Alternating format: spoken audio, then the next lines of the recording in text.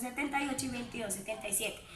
Bueno, para comenzar, ¿cómo es su nombre? Mi nombre es María Sonelia Moreno, soy docente de la institución Nelcy García Ocampo, de la sede de La Calista, y soy docente ingresada a la Universidad del Tolima hace 15 años, más o menos, y he tenido, durante mi carrera he pasado diferentes instituciones, he recorrido Ibagué, diferentes barrios. He estado en el sector rural y como en el sector urbano. Es importante resaltar la labor del docente del sector rural porque prácticamente allí se trabaja con las uñas, allí no hay material, no hay nada con que trabajar, prácticamente es el docente recursivo innovador que sale a trabajar con los niños. ¿Qué más le cuento?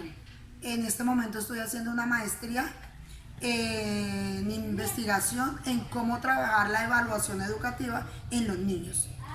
En este momento manejo el grado tercero y se trabaja, es de difícil llegar allí puesto que es una escuela donde requiere la atención de docentes preparados, ya que es de difícil acceso tanto para los niños como para los docentes, ya que los niños tienen problemas de drogadicción, de pandillas, entonces allí es fuerte el trabajo, allí más que todo es de pedagogía, de amor y de respeto hacia los niños.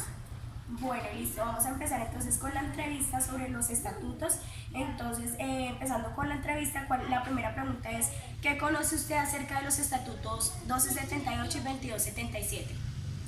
El decreto 2277 es el que se regía que un docente salía de la universidad y de una vez era nombrado de una vez de planta.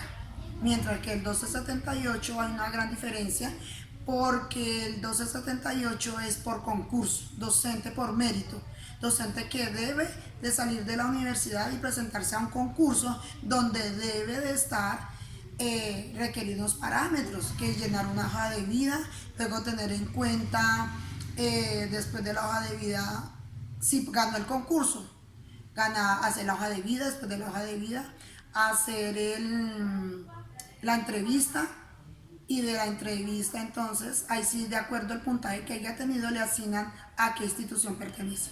Los decretos 1278 y 2277 son dos estatutos que regularizan las relaciones del Estado con los educadores a su servicio, determinan los parámetros para la profesionalización de su labor, el ejercicio de sus funciones y los mecanismos de inserción y permanencia, promoción en la carrera docente.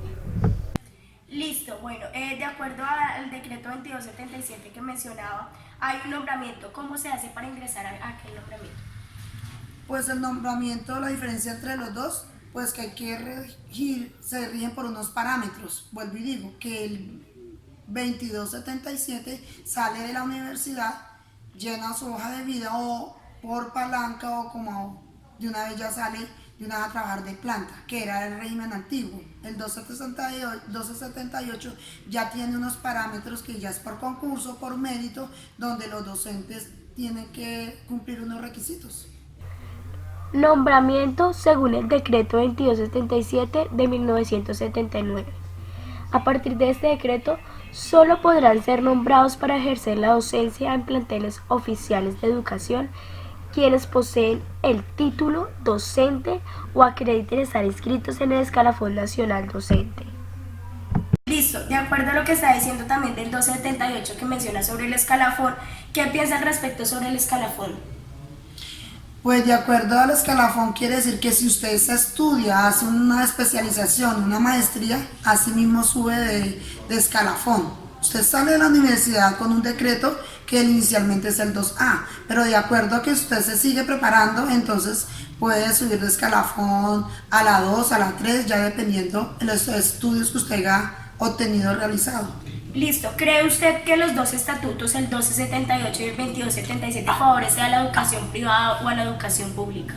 Favorece a la educación pública, ya que esto rige ya en sí, en todo el país, a la pública, porque nada tiene que ver entre lo público y lo privado, porque la diferencia de pronto son los sueldos, de pronto que el privado maneja unas cotas de pago muy mínimas a lo que un docente debería merecer de acuerdo al estudio. Entonces yo diría que la privada está por debajo de la pública. Listo. ¿Y cómo ingresó en la institución en donde se encuentra y cómo se debe retirar? ¿Cómo es el proceso para retirarse? El proceso para uno ingresar a la Secretaría de Educación, vuelvo y digo, al concurso por mérito, se siguen unos requisitos y luego ahí sí, de acuerdo al puntaje, no, le asignan de pronto una institución para el cual va a ser asignada.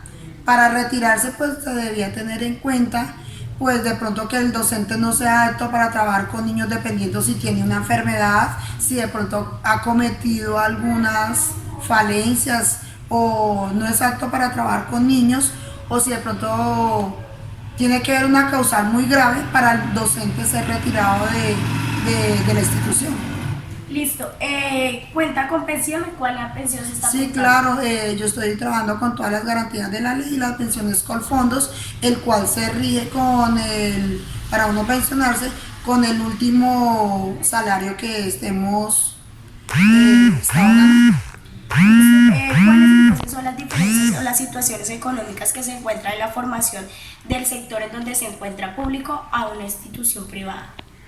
Pues que en el público tiene todas las garantías de ley, se rige por todas las de la ley, tiene pensiones, tiene salud, tiene más, puede ser 2, 3 salarios mínimos de acuerdo al escalafón, entonces así mismo va a ganar. Y lo de privado no pagan en lo que, digamos, el rector o el encargado decida qué tanto le va a pagar al docente y cuánto tiempo debe trabajar para ganarse que prácticamente ni siquiera llega a un salario mínimo. Listo. Y de acuerdo a la formación entre estos dos sectores. Lo que pasa es que en el sector público, allí sí le tienen en cuenta todas las garantías de la ley, mientras que el privado no. Da es lo que más o menos trabajan, lo que puedan trabajar con niños y de acuerdo a lo que ellos le puedan pagar, más no se rigen por una ley.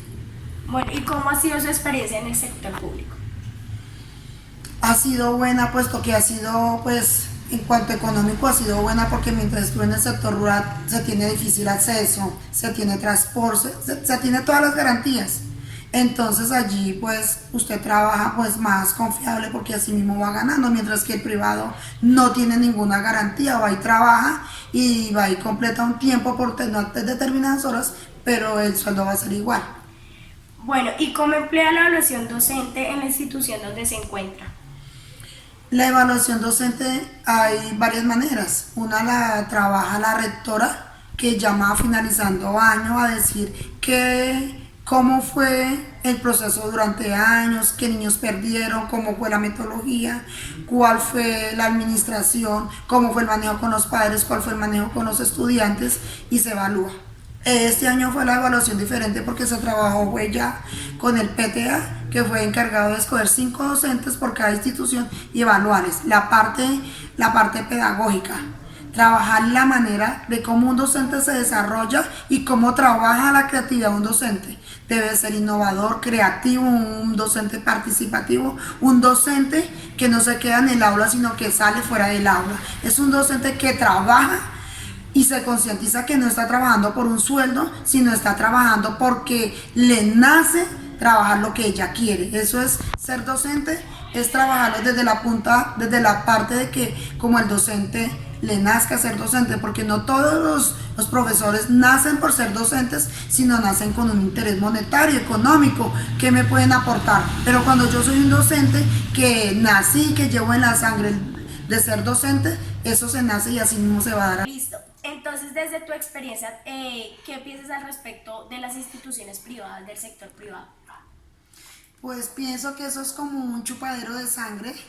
Pienso que eso cogen y exprimen a los docentes y no pagan de acuerdo a lo que un docente debería ganar, puesto que ellos le exigen al docente que trabaje a la parte de pedagogía laboral, pero no son contribuidos económicamente. Bueno, listo. Y ya que tienes tanta experiencia en el sector público, ¿qué falencias crees que se encuentran en el sector público? En el sector público hay muchas falencias, puesto que los recursos que envían para el sector público no llegan.